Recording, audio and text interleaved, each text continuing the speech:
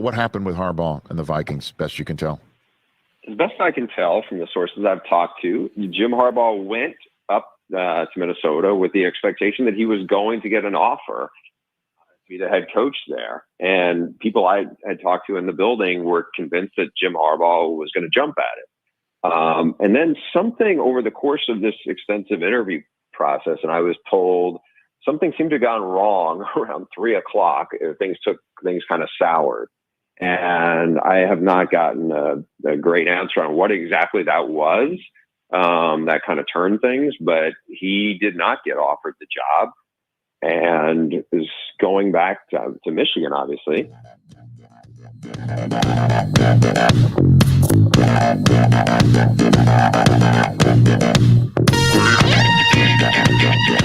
Good afternoon, everybody. Welcome in. Yeah, he is going back to Michigan. And a lot of people are mad about it. That's Bruce Feldman on the Rich Eisen show. We're talking about Jim Harbaugh's situation. Working those phones and talking about what he knew about it to the best of his knowledge. And there you go. So we take you into this weekend here on this afternoon live. We're here every weekday at 1:00 talking about the latest in Michigan sports. And, somebody sent me a DM yesterday saying, you can talk about anything except Jim Harbaugh. It's like, well, no, he made a good point. No, I haven't really, but, it's kind of been top of mind. So it's not going to happen every single day. Although today, it's still, up there as the whatever you want to call it, fallout or the, picking up the pieces, moving forward, putting that behind you, all of it, still happening, into today. I don't think by, Monday, we'll be sitting here going back and talking about National Signing Day and what happened in Minneapolis with Harbaugh and company, but still have a few thoughts. And if you're watching here and you want to, have it, you got a question, you got a point, you want to put it up there, you're watching on YouTube or Facebook, I'll read your statement and, we'll go from there. We've got some good stuff in the Michigan recruiting spotlight, some video that we'll be looking at. I say breaking down. I'm going to watch it and I'm going to talk about it. And I've also got some cool things and a deck of cards with Michigan and memorabilia. And I'll touch on the basketball team as well. They got a doozy tomorrow, and yeah, heading in doesn't look great for them, but they're looking for one of those signature wins, a real statement, and they could make that as early as tomorrow, at about 26 hours away. As they'll get a chance to do that in West Lafayette against the Boilers. But let's start with Jim Harbaugh. Jim Harbaugh, you can believe what you want, when it comes down to it. And it's one of these things when you have, the NFL with coaching searches, there's a lot more transparency when it comes to what's going on there. In college, a lot more secretive. And then you have Jim Harbaugh, who's secretive as well, not using the services of an agent. So you get some things that are going to be, muddied up there. And everybody knows the bottom line and that, he's back here. But you know what? You can believe what you want.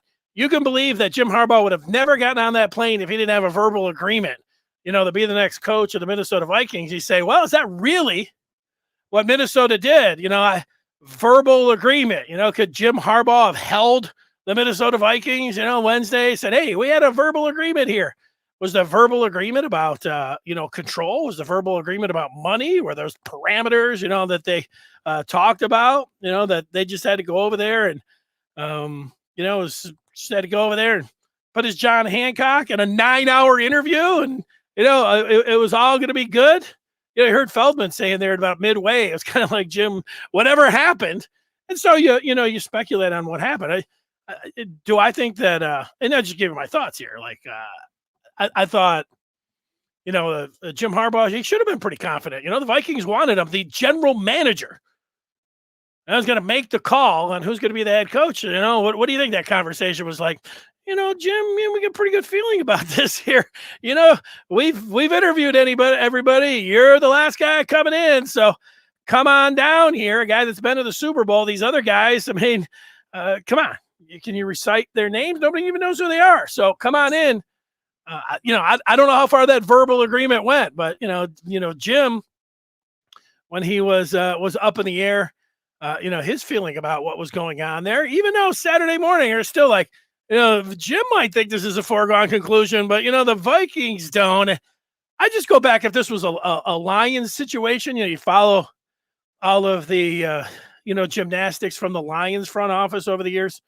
If the Lions were if they were having a coaching search and they had a brand new GM, let's just say it was Brad Holmes, and let's just say it was Sheila Hamp, the current owner there. And, they'd have Rod Wood, and they're all going to be in on the interview process. But are you really going to listen to what Rod Wood has to say? Are you really, of course, the owner is going to put their 2 cents in. But if you're an owner, and you're an owner, you've got the money. You're a really football person. You have hired a football person. Are you really, if you're Sheila Hamp, going to tell Brad Holmes to bring it in like, we hired you to run this football team, but your most important hire, we're going to sabotage it. We're going to give you our 2 cents, but you know what? We're going to give you more than that. You're not going to be able to make the hire.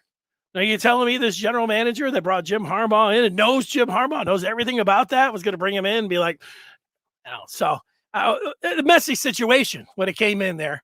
And you know what? I could sit here and talk about scenarios, all day long. Maybe Jim came in and knew that he had $70 million guaranteed in his back pocket, at Michigan, just waiting there for his John Hancock, had a contract. The Maize and Blue Review, Josh Henschke, who's out there working on who's going to be the next defensive coordinator, he reported that contract was approved, ready to go, and it was just awaiting Jim Harbaugh's signature. So, you got to be pretty confident when you're Jim Harbaugh. You've been to the Super Bowl. You've seen the other candidates. You know who they are. And you got this $70 million tucked in your back pocket, and you just sit down there and say, all right, let's go. And then the Vikings start saying, oh, wait a second. We're going to want you to wear some purple khakis. I don't know, whatever it was. Harbaugh, for his part, we've got some quotes here from Jim Harbaugh. Let's read some of those and go through them here. There he is. Harbaugh. He talked to Mitch Albom. We're going to go ahead and believe Mitch Albom that actually he did talk with Jim Harbaugh here. We know in the past that Mitch is sometimes is skirted of the truth and in quotes and things like that. But he deserves that, even though he's at the very top of the food chain here, media-wise. He still deserves that. All right, here's the quotes from Jim. There was a tugging at me that I was once that close to a Super Bowl and I didn't get it. Some NFL jobs came open. I was contacted by the Vikings for better or for worse. It was something that I wanted to explore. I love that statement. We can sit around talking about that all day long, for better or for worse. More from Harbaugh here. For those that are listening on the podcast, that was me interjecting the quote. Inside this quote, here's the continuation of Harbaugh.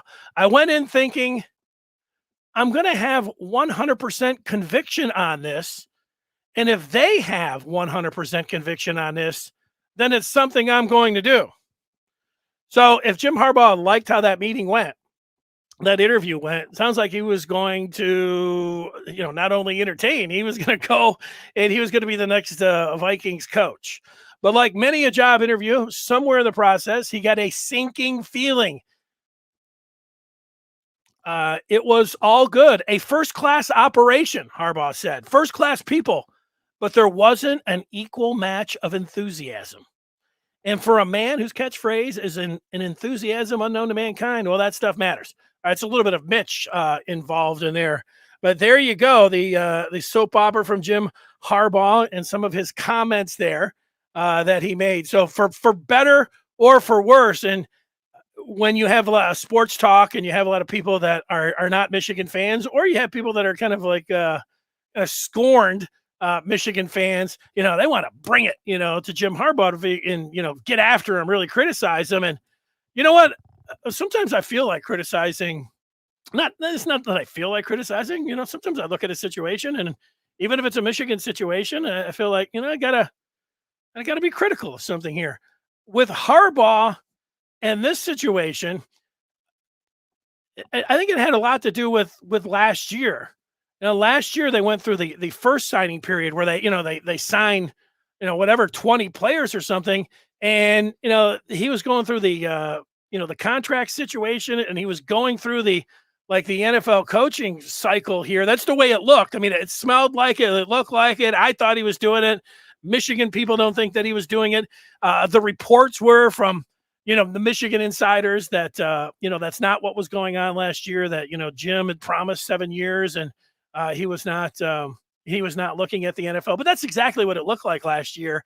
And I remember my feelings are a lot like what people were saying, over this last week. Like, Jim Harbaugh's holding Michigan, hostage, and Ward Manuel is more worried about money than he is the Michigan football program. Jim Harbaugh is more worried about going to the NFL or money or leverage than he is for the Michigan football program. And if every single thing, matters when it comes down to recruiting, like, what, you might milk a cow, to get into a favor of a 17-year-old where they might want to commit. Well, why in the hell on the first signing day would you be out, in some kind of contract squabble? Yeah, I mean, I was ticked off last year, but this particular season, that he went through, if you follow the recruiting, you saw that, this class was already done. That, the one guy that they were still going for, Connerly Jr., had said the day before signing day on Tuesday, put out a tweet, 6:30, said, I'll see you in March.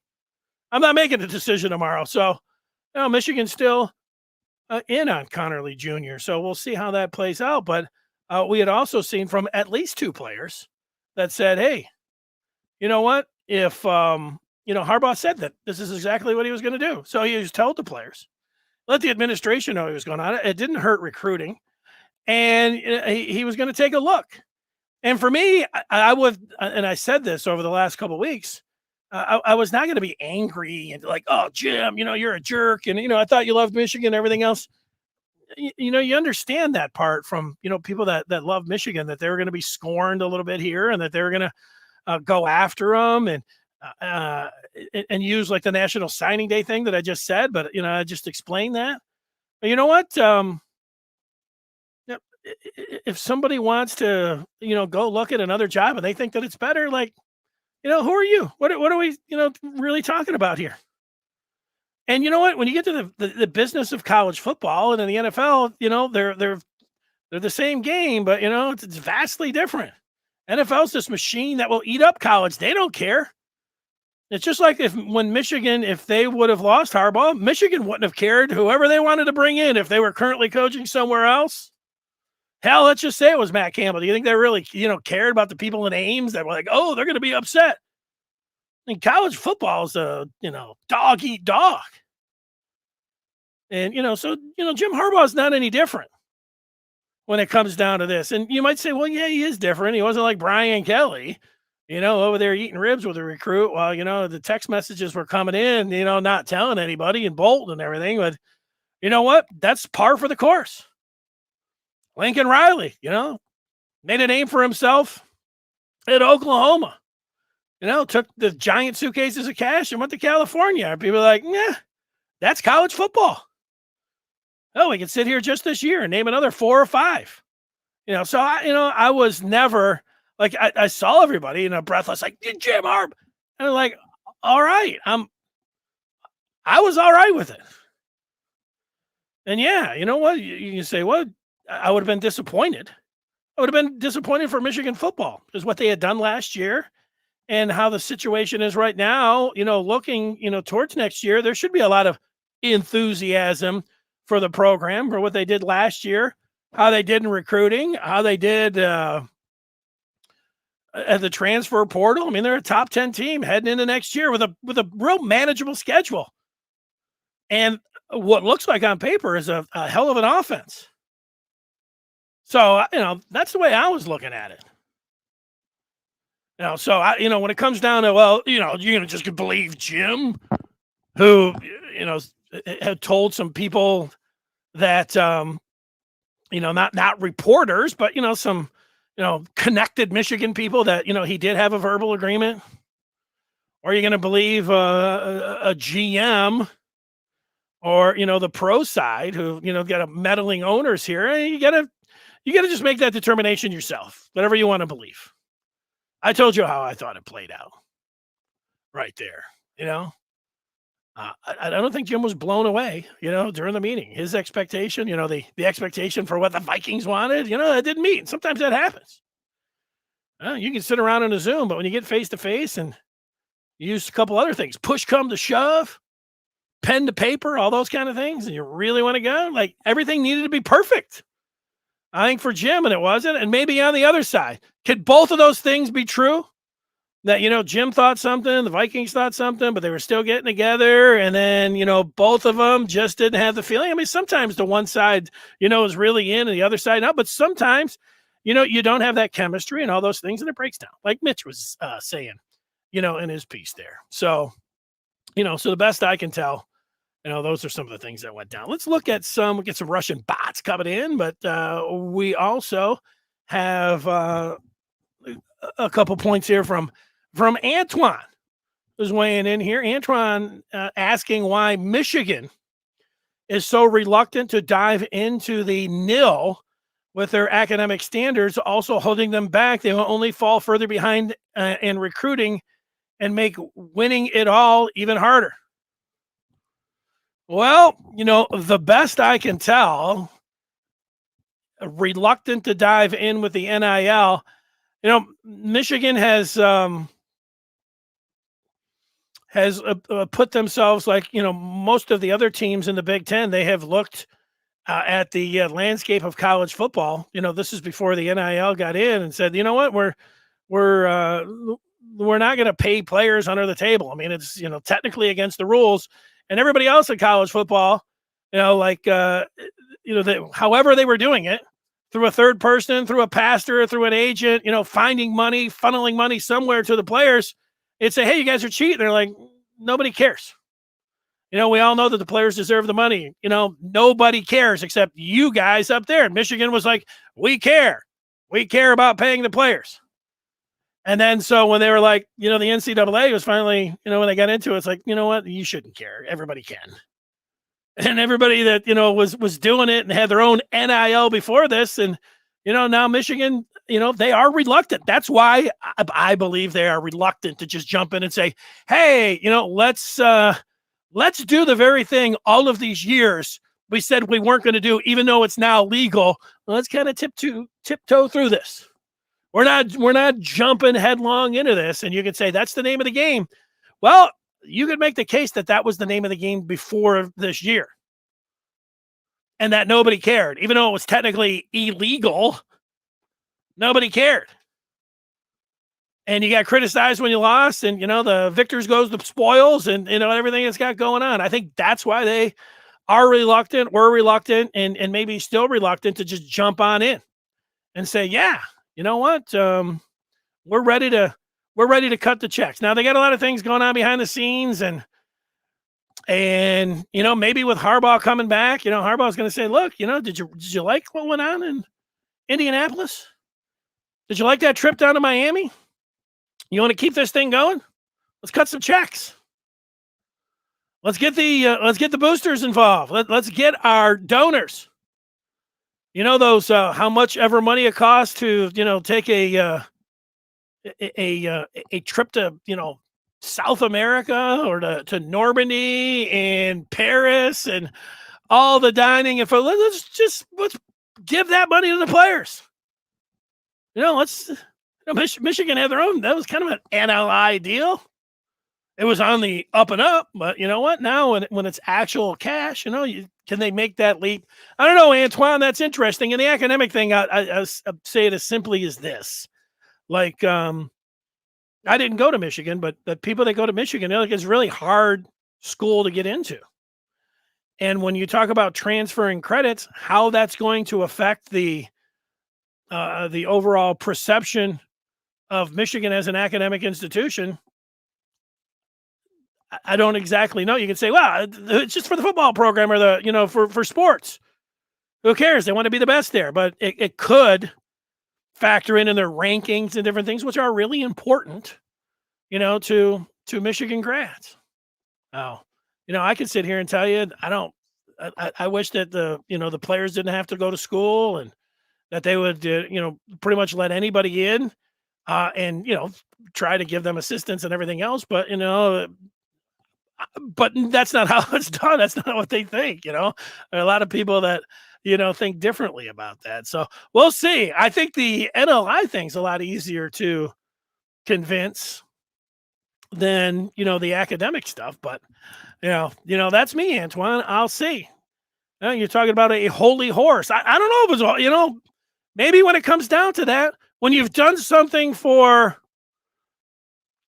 forever and you really have the idea like, look, that's just not what we want to do. And then when people are saying, hey, you can do it, it's hard. I don't know what the analogy would be for that. I mean, maybe all those years with people that look down their nose at like people smoking pot. It's illegal. You'll go to jail. And people are saying, well, it's not as bad as alcohol. That whole argument. And now that it's, the people that were always like, never, that's for the devil, and now that it's legal, that people just like, oh, the hell of it, let's go. Or are there still some people that reluctant? Maybe.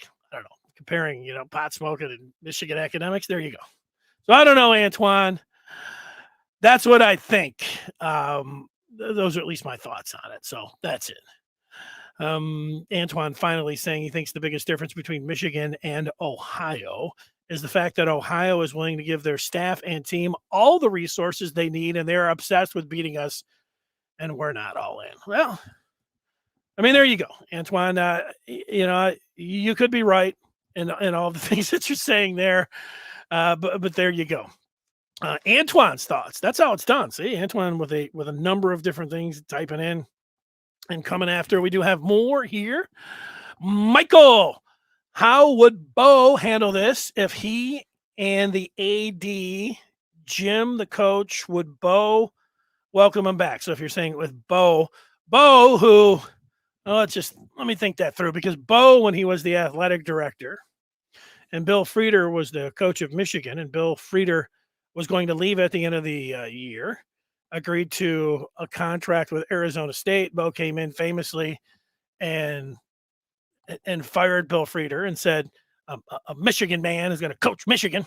And, and the Michigan fans loved it. And, oh, yeah, Steve Fisher went on and, ripped off the 5-6 wins, whatever, 6 wins to win the national championship. And, the rest is history. Michigan man. I'm going to coach Michigan. Well, you know what? Things change and things evolve. Would Bo?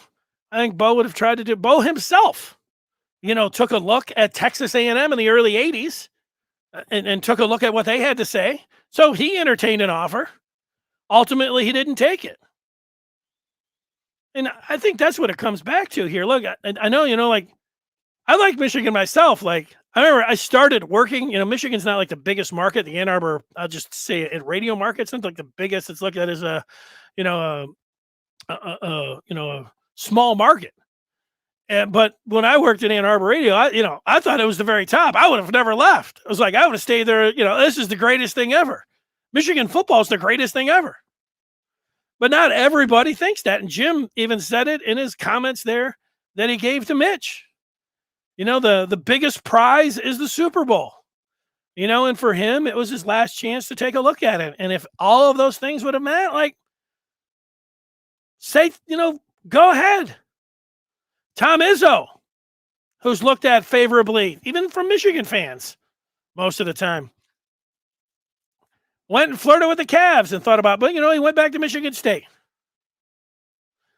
John Beilein went, and I don't know how serious the talks were with the Pistons, but, the Pistons wanted John Beilein. Everybody's like, John Beilein's not going to go coach the Pistons? That'd be ridiculous.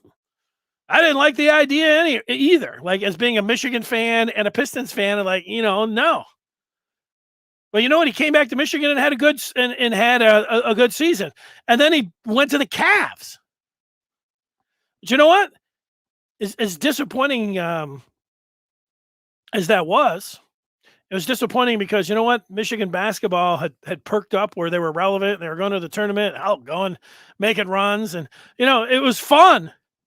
And John Beilein seemed like the perfect college coach, the perfect Michigan coach, the professor. When he first came in, people were calling him Dr. Strange Hoops because he was relying so much on, volume threes. Said things like rebounding doesn't really matter. Like what? Rebounding really doesn't matter. It's getting a lot of shots off. People thought he was crazy. And you know what? He was the first one. I don't know. John Beilein was ahead of his time. So yeah, it happens. But you get a lot of people like, look, Michigan State fans want Jim Harbaugh to be criticized. In the national media, you understand Jim Harbaugh is a lightning rod. I mean, I listened to what Paul Feinbaum had to say, and you know what? Yeah, like most people say, like Paul Feinbaum's an SEC guy. Paul Feinbaum's from the South, sure, and he's an entertainer. And Jim Harbaugh's a really easy target because he came in and shook up the establishment, and then he didn't win it all. And people are like, this guy's so it's and people. They like to go after him because he's a lightning rod. He's always got things going on. He's tipping up the saucers and things are smashing on the floor. I mean, there's a lot of controversy that's going on whenever Jim Harbaugh is around. It's not a nice, easy let's just sit back and be like, yeah, he's always got a lot of things. He's making waves. He's rocking the boat. So I listened, and what did Feinbaum was like? This is a joke on National Signing Day. Well, was it a joke? The class was all in. He told the recruits what was going to happen. The state fans were so upset when how about the media here in Detroit rips on Harbaugh because D'Antonio's fans all hated him at the end. They wanted him out. Michigan fans don't want Jim Harbaugh out. And you know what? Back then, you didn't have the transfer portal. So D'Antonio was staying around for money, some kind of a contract clause, or if he stayed around to a certain date, once he got the cash in his back pocket, he bolted. And yeah, I criticized him because you know what? It sucked for those kids. If there was not a transfer portal and Jim Harbaugh on Wednesday would have just left high and dry, I would have said, you know what it sucks for? It sucks for Michigan. It sucks for the kids that came to Michigan, under the guise that he was going to be their head coach. But apparently, there's at least two other players. When they asked him, he told them, yeah, I'm going to look. I'm going to entertain the offer. So you wonder if, Michigan could have drawn a few other players in if Jim would have lied. So let's go back to some of the feedback here. Here's this Russian bot that comes in every day. If anybody's got a little Russian, you guys hear every day. I think that's Russian. Maybe he's giving me, what are my thoughts on the Olympics? I don't know what he's saying. Irvin, I understand if they were following the rules when it was illegal, but now that it's legal, they should go all in and bring U of M football back. Well, I think you and the football fans and I think the majority of just Michigan football fans, I think they agree with you. I mean, these are the terms. These are the rules now. You can play with them or, you can try to stay with what you believed before when now that, you don't have any spot to stand and say, well, we're not getting involved in that. I thought it was interesting on National Signing Day, the two coaches that have the best recruiting. And yeah, Nick Saban's like, we don't do any of this. And you know what? Nick Saban's got it going great. Of course, Nick Saban didn't want this, like everything that was going perfectly for him. And of course, he didn't want this to change. And, old Billy Bob Cooter, whoever his name is there at Texas A&M, he couldn't have been any more. What do you mean we're paying everybody? We're not paying anybody. That's all. Those numbers aren't right. So whatever, it comes down to it. It's still there. It's still under the table here. There, the operations and exactly what's going on and the monies that are going to the players. You could say, "Wow, this is a real joke." College football has become a joke. Well, you know what? It was more of a joke prior to this because it was happening. It was happening. We all know that it was happening. How it was happening, exactly. We get a pretty good idea. If I was a really good football player and I was 17 years old, they weren't just walking up to me. Some teams, like apparently Tennessee would just hand the kid over a bag of cash in a McDonald's bag. They got caught red-handed that way. But what it seemed to be is that my uncle belonged to a church, and that church would get $1 million renovation. Yeah, million to the church, 500, to the pastor, couple years. That's how it was done. The way it seemed like it was done. Give it to the next person. There it is. Irvin's last one. We had Michael following the rules. Trepa getting in. The athletes at Michigan don't necessarily have to meet the same academic qualifications of the average student at the university. That's true. You're right. So they made that concession. And so now there's an additional concession that comes down to transfer credits. And, as many people, the funny part about when it comes to academics and admissions, like, mostly, Michigan's not much different than most of the other teams in the Big Ten. If you can get into, I think Northwestern is different, but the rest of the 13 schools, I think if you can get into Michigan, you can pretty much get into Michigan State. I don't know if there's that much difference. I know you don't know what you're talking. I don't know. Maybe I don't know what I'm talking about.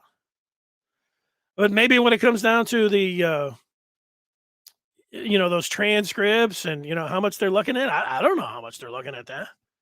I know there's a perception that, like Michigan's like Vanderbilt or Northwestern or Stanford or something. Like, you better be in the top 1% of the class or you're not getting in. Now, I think you're right. But now this is something different again. So, you're right, Trepa. I'm not putting that up there. It's fun. I was putting the Russian bot up, but now I think I'm getting some like triple X sites, and they want me to put that up there. Thanks for the feedback here. A couple more. Paul Feinbaum, no one cares about him. He's an avid Michigan hater. No one cares about his Poindexter-looking self. Do you expect him to be impartial with his lame comments? I don't really expect anybody. The one thing, if you keep in mind that, Paul Feinbaum is an entertainer and that, ESPN is, that he was born, worked, continues to. I mean, he is an SEC guy. And, the SEC, let's be honest, the SEC still, like, how many ever years you want to go back, 10, 15? I mean, they have dominated college football. So it's a very easy position to be in. So, him being an avid Michigan hater, Paul Feinbaum looks out there, hey, what's going to be popular here? What's going to, stir the pot here? You know what? When you're talking about Antoine, it's like you say impartial, people don't really want impartiality. Columnists, you're supposed to be that way. When you sit up in the press box, they indicate, no cheering in the press box. But for the most part, fans, they want you taken up, for their team. And, Paul Feinbaum, like, when I watched yesterday, I don't watch like sit around watching. I used to tape not so many years ago. I would tape Sunday morning. Feinbaum was on really early on SportsCenter. He was entertaining to me. Andy talked about, gave a lot of opinions, sat around watching college football all day. I liked what he was bringing to the table. When it came to Michigan, I knew what he was doing. It's poking you. I remember the late Drew Sharp used to write stuff about Michigan all the time. It wasn't, it was a joke. Like, it was always the same thing. Michigan sucks. Michigan's never going to beat the SEC, blah, blah, blah. And I say, Drew, you're a one-trick pony. It's like, that trick pony works. He's like, I'm a 2-trick pony. I rip the Lions too. And he's like, I always will. I'm like, well, what if you? He's like, it always works. There's no reason to go anywhere else. And people say, I'm going to flood the editor's, inbox with all this criticism. They love it. The editor's like, oh, we got 1,000 emails about how much they hate your column about Michigan. Yeah, he writes something about like being impartial about the Big Ten, and nobody's saying it. You want a bunch of people to hate you and love you, and up here everybody hates Five Out. They love him in the SEC. But come on, do you think Ward Manuel is weak compared to other ADs? Now, I think you mean weak, like not the pipes like I got here that I'm showing you. Dato sending me messages here to other ADs. Well, you know what? If being the athletic director is a bottom line business, and I'll just say the bottom line is this: basketball and football. It's what the majority of people care about. Ward Manuel hired Juwan Howard. In his first year, I gave Juwan Howard an A. Last year, I gave him, if I gave him the first year maybe an A-. Last year, I gave him an A. 2 A's. This year, he's been a C. But, he's made a really good hire in Juwan Howard. I still believe in Juwan Howard. I think he's doing a really good job. Not this year. We'll get to that coming up. But, and now football-wise, last year, he slashed Jim Harbaugh's contract. I know that's a sticking point a lot of people like to bring up, but that was a Michigan-friendly contract. He was applauded. Hey, incentivize, beating Ohio State and winning the Big Ten and getting to the college football playoff. That's the way it should be done. And then this time around, he's delivering Jim Harbaugh again with another contract. And what it sounds like is that Michigan just didn't hand Jim Harbaugh a blank check. They did not say, hey, you know what? We're not just going to go over Mel Tucker because, the Spartans gave him $95 million. This doesn't mean you're just getting $100 million. So he gave him another, a going, right? It's not like he went on the cheap or anything, but he didn't go way overboard either. So Ward Manuel is win-win-win from what I've seen. Now, look, Jim Harbaugh loves the whining and dining and the purple and yellow roses that, the Vikings could have thrown at him. He would have lost out. He could have just said, hey, Jim just wanted to go to the NFL. But no, I think Ward from that, it ends up being a bottom line when it comes down there. Harbaugh comes back. Ward looks pretty good. A friend of mine, this is from Irvin, who played for Michigan, was offered by other schools a Jeep to play for them and was offered nothing from Michigan. Dato, don't you think Ward Manuel is weak? I think I answered that one. Who do I think Michigan's next defensive coordinator will be? Well, I hope it's Larry Foote Jr. Larry Foote Jr. was tabbed to go with Byron Leftwich to Jacksonville, but Leftwich didn't want to go work for Trent Baalke and the Jags. So they went out, Jacksonville, and hired Doug Peterson, who was at Philadelphia. And so the offensive coordinator still with Tampa, and Foote was expected to go with Leftwich, but he's number one on the list right now to me. And look, you can say I'm biased. Like, it's not like Larry Foote Jr. is my friend or anything, but he did. When I worked in Ann Arbor, he played at Michigan, and I remember his recruitment. He said the thing that stood out, whether it was his coach or it could have been his dad. He said, Larry Foote, when he plays, he brings the wood. He brings the wood. Like, you feel like you've been smacked with a 2x4. That's the way he hits. It always stayed with me. And Foote was a really good player at Michigan. And he went on to have fantastic success. He's from Pershing. He's from Detroit. I was going to say he's a great guy. He seems like a great guy. I didn't sit with him, but I talked with him at a charity event a few years ago. And there weren't many people there. We were like one of the first ones. I was like, hey, Foote, what's going on? I'd say, Foote, what's going on, Larry? And, he had his Super Bowl ring on. from the Steelers. And I'm like, man, that thing. And you know what? He took it off. He handed it to me. And I got to look at Larry Foote Jr.'s Super Bowl ring. I'm like, this is sweet. He's like, it's sweet. I break it out for special occasions. And then he went on and won another one as a coach. So he could come out, bring the one as the player, bring another one as the coach, just kind of come walk in. I like Larry Foote Jr., so that would be my guess.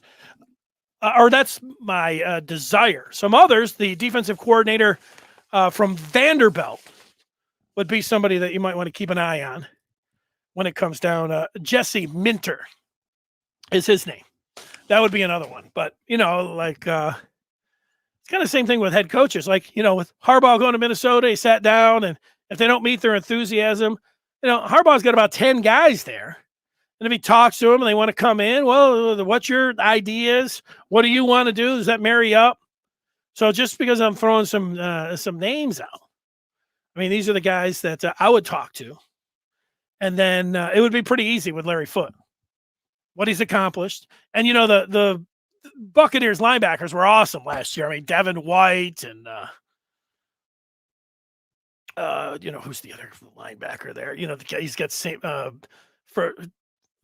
first name, two first names. Devontae David. Awesome linebackers, but they were really good. I would like Levante David. Is that who that is? He coached. The linebackers were awesome last year during the playoff run. So he's got that going for him. And like I said, it seemed like he'd be a great recruiter. He walk down to Detroit and just go like this. Hey, there's the jewelry. Let's go. All right. Thanks for the feedback. I love it. Thought I was only going to talk for 20 minutes today. So it'd be short. Give some thoughts on Harbaugh, hit basketball, and then move on. It's not the way it went here today. Let's get to what else are we getting to? Well, we got a few things that we wanted to show you. We got to get to the Michigan recruiting spotlight. And for that, tomorrow down in Dexter,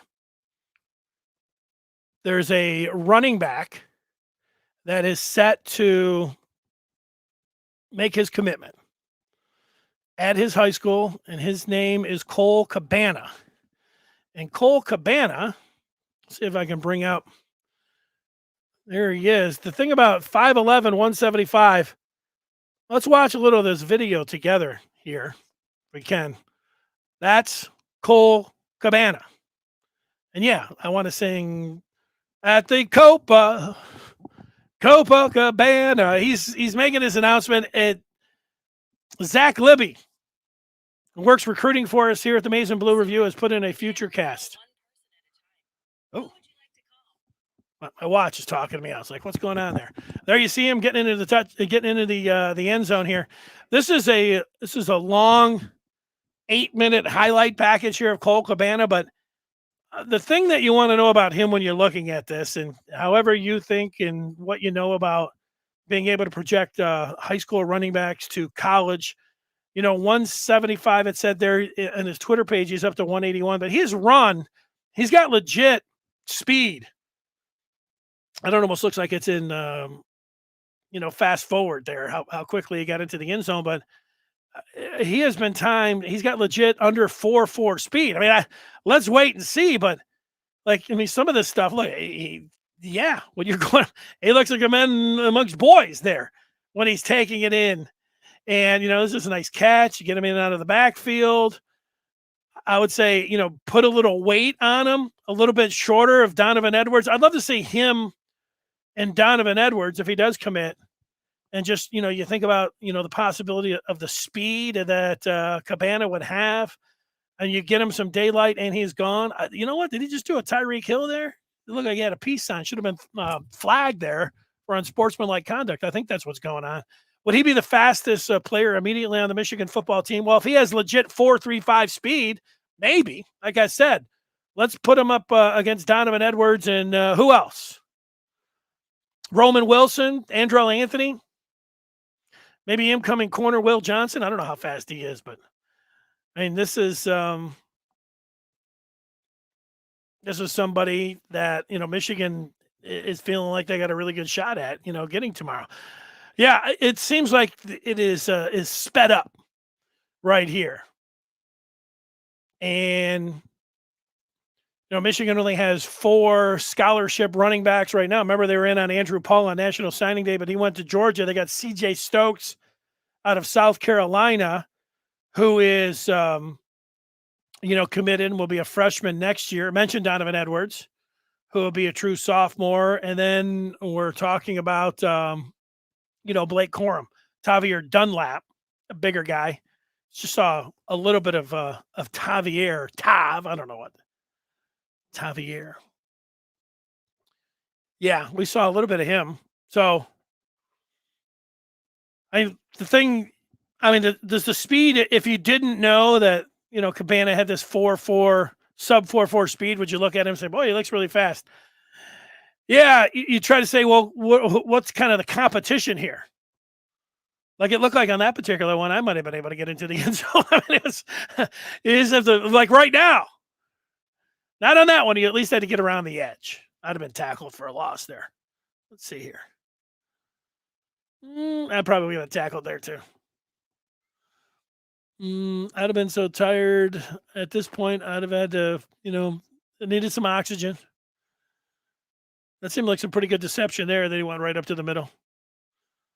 I mean, does this say that he can run in between the tackles? No, I mean, he's a light guy, but he's got the super speed. And super speed kills. I got to imagine Josh Gaddis is sitting around saying, are you kidding me? This is speed in space. Josh Gaddis is putting the circles on the screen saying, come on. It's an impressive highlight package, though. I mean, a lot of these, he's untouched. He's going to catch the ball here. Oh, I like it. A little grainy. Throw it up for grabs. Cabana makes the call. I'll tell you what, short yardage in high school, he's money. Give him the ball. This is what I like from his own 30. He's gone. You see that speed, get him out there. Although let's save. Well, he got tackled at the 1. That first one, you know what, Cole, I'd have left that one out. I'd have left that particular highlight off. Here's another one from the 40. If he gets caught here, he's at midfield. He's at the 40, the 30, the 25, and he did get caught. Credit the defenders there. How about that? All right, so that's the Michigan recruiting spotlight as it has happened. I like the one quote that I seen earlier today from Rich Eisen, who asked the question on his show: how does Michigan put the maize and blue toothpaste back in the tube? I'm not as worried as seemingly as everybody else is. I think the fans were understandably, blasting Jim a little bit, about because, they were worried that he was going to be gone. And then that's what you do. I never liked him anyways. And, this is holding Michigan hostage. And I agree with Paul Feinbaum, all these different things,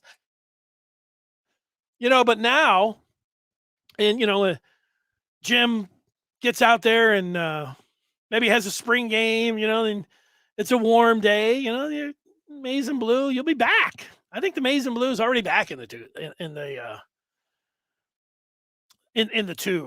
Like, who's really holding a grudge? If you didn't like him before, and then of course, I don't think this is going to be like, oh yeah, well, this is great. But I think if you liked Jim Harbaugh before and you thought he was the best for the program, and no, you didn't like what happened this week, when you get ready to have this next contract, you put enough of a buyout in there. And plus what Jim said, and that would be, well, I have the quotes here. I had them in that Free Press article. Quote from Harbaugh: this will not be a reoccurring thing. Quote from Jim Harbaugh: this was a one-time thing. That's what he told the Free Press last night. This will not be a reoccurring thing. This was a one-time thing. So if Jim Harbaugh, let's say it was the greatest news of all, Michigan went out next year and went to the college football playoff and got to the championship game, and then the next year they got to the championship game and won it. They won a championship and won the Big Ten for 3 years in a row. And Jim Harbaugh, I don't know who would come after him. Let's say the Dallas Cowboys, offered him $200 million, and Jim Harbaugh took it. $200 million. They could say, you know what, Jim? I'm going to have to refer you to the quotes. In 2022, this will not be a reoccurring thing. This was a one-time thing, and everybody could say, hey, I'll give you $200 million. I mean, you're going to take it too. But then I think, you go back and you'd look at that point at this contract, and you might say something. All right, Cabana. You had enough of those highlights? Maybe you have. Let's go, and I had one more video for you. Yeah, here I am, Mr. Video now. This is good. It's before. I was like, how come I can't get any of the videos on here? Why don't I just go ahead and read how to do it? And I did. I wanted to show you, the Senior Bowl going on down in Mobile, the annually that goes down. Andrew Stuber from Michigan was in a drill here. Let's just get this inside the draft. Here's the play from Stuber. I can get it in here. I'm gonna make it nice and big here. He's going up against. I want to center it, make it as big as I can here for you.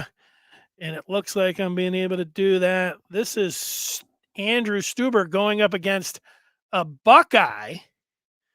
What it looks like here. So I guess that isn't perfectly centered, is it? We're going to get the drift here. Here he is. Little Oklahoma drill. Take the Buckeye and send him into the ground. I hope he's not injured, although it looked like he did there a little bit. Fires off his stance at right guard into the ground. I don't know, was that holding, hands to the face? I don't know. Let's take a look and see if can we slow it down? Nah, I just think that's just Stuber burying him into the ground. That's what it looked like to me. So there it is. All right, a couple of things. We get to Michigan. I got a memorabilia note for you. When it comes down to Michigan hoops, their tournament chances, I was looking at the Athletic today, and I have said this week that, if I had to pick right now if Michigan in the tournament, yes or no, will they make the tournament? It's no. And they're not in the tournament right now. We can all agree with that. And I still think they just have a very small chance at making it from what I've seen from the team here. The Athletic, they did a bracket type deal and, projecting just this morning. So I'd love to see where Michigan was and where the Big Ten was sitting. The Big Ten with 7 teams, if Selection Sunday was today, including Iowa and Indiana getting in there. They had North Carolina on the line of first 4 out. I mentioned them because they're playing Duke and Coach K for the last time, wherever that game's being played. Last time either at Chapel Hill or in Durham. So that's a great rivalry, right? But the Tar Heels, who beat Michigan earlier this year, they're on the first 4 out line. They've got the next 4, and that's where Michigan's at.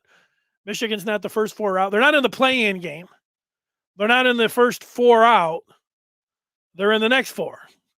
The first 8 out. 8 men out for Michigan. And they've got 11 games to go now with the rescheduled game against Michigan State.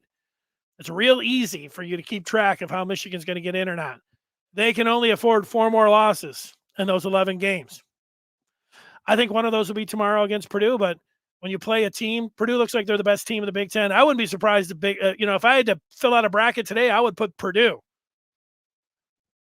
in the Final Four. It's the last time they were in the Final Four, 66 or something. I don't know, something like that, the 60s. I would pick the Boilermakers to get to the Final Four. That's what Michigan's up against tomorrow. But you know what? You beat Purdue and on the road. Hey, you want to get into the first 4 out or get into that play-in game? You want to see your net rankings go up? You want a quad 1 win? You want to change the perception? And go out there and beat the Boilers. That's what I would do. Speaking of perception, Back in the early 2000s, when I worked in Ann Arbor, I got sent a deck of cards.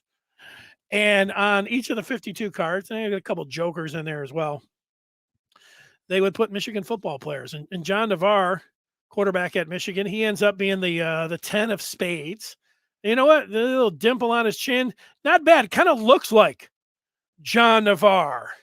You see some of the quarterbacks, old Elvis is on there. He ends up getting the Queen of Hearts designation. And then, to be an ace, you got to be somebody like Gerald Ford is an ace. You want to be an ace? How about win the Heisman Trophy in the national championship? Charles Woodson, an ace. Desmond Howard, an ace. I just go through these for some of the perception. I like showing this one because I got an autograph from Ron Kramer. This one, the late Ron Kramer. All right. I bring this up because there's two quarterbacks. I want you to guess.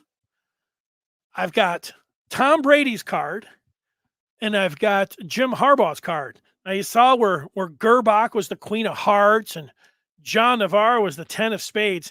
These are how Harbaugh and Tom Brady were viewed by this in the early 2000s by the maker of this deck of cards. Jim Harbaugh. There's a pretty good likeness, actually, of old coach there. Harbaugh. If I asked you out there, who was the first Michigan quarterback to throw for 300 yards in a game? According to this card, had Michigan's first 300-yard passing game, 1986. I did not know that, but the 7 of hearts, the great Tom Brady. Where would you put Tom Brady in a deck of cards? Now, if you were making a deck of Michigan cards today, Tom Brady, he's going to be a face card. But at the time of this publication, Tom Brady, he did make the cut of 52 of the greatest Michigan players of all time. But the 8 of spades for Tom Brady, 96 to 99, what does it say about him? Had one of the finest seasons for a Michigan quarterback in 99, throwing for 20 TDs and only 6 picks. There he is, Tom Brady. It shows you, he did have a great season. 6th-round pick, had a great Orange Bowl in 2000. Was not the MVP. David Terrell was, but Michigan fell behind 14 points twice there. That is the Memorabilia Minute. Oh, we're back to Stuber. I didn't even know I was doing that. Coming up on Monday, it's going to be a little different. It's not going to be all Harbaugh all the time. We'll start going position by position. And you know what? Where do you start when you go position by position? You start with the quarterbacks. So coming up on Monday, we'll talk some quarterbacks. Anything else that goes on with Michigan, we'll have it for you. Thanks for watching. Thanks for contributing on the feedback. I like that. That'll do it. Have a great weekend. I'll talk with you after the Michigan-Purdue game tomorrow. We'll talk Wolverine basketball. Jim Scarcelli will join me. Is it 2:30, 3:30, 4:30? Around 4:30, 4:45. Be there. See you later. Bye.